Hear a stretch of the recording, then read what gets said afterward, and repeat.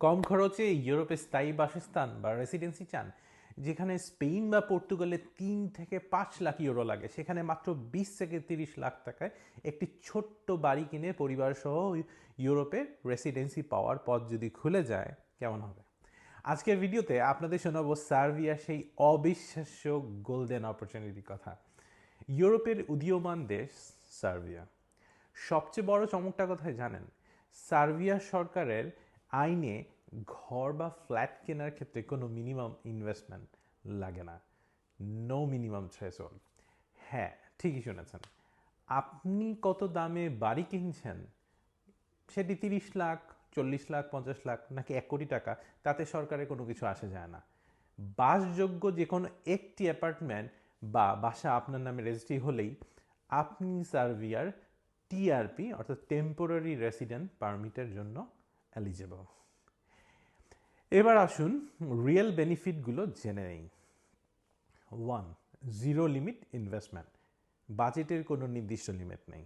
Number 2, 3 বছরে permanent residency হয়ে যাচ্ছে। 2024 সালে নতুন সংশোধিত আইন অনুযায়ী সার্বিয়ায় মাত্র 3 বছর রেসিডেন্সি ধরে রাখলেই পাওয়া যায় স্থায়ী বসবাসের বা পিআরের সুযোগ। 3.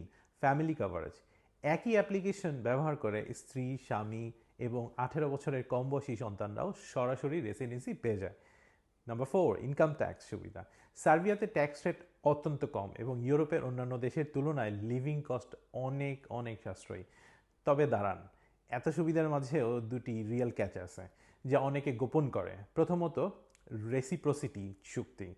আপনি যদি আপনার নিজের দেশের নাগরিকত্ব দিয়ে সরাসরি বাড়ি কিনতে চান, তবে সার্বিয়ার সাথে আপনার দেশের রেসিপ্রোসিটি চুক্তি বা দ্বিপাক্ষিক চুক্তি থাকতে হবে।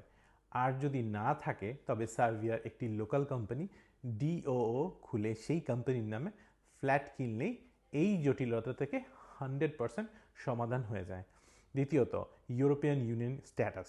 সার্বিয়া ইউইউ ক্যান্ডিডেট কান্ট্রি হলেও এটি এখনও সেনজেনভুক্ত নয়, তাই এই কার্ড দিয়ে সেনজেনে সরাসরি ভিসা ফ্রি ঘোরা যাবে না। তবে এটি ব্যবহার করে খুব সহজে ইউরোপের বা আমেরিকার যে কোনো দেশে ভিসা পাওয়া খুবই সহজ।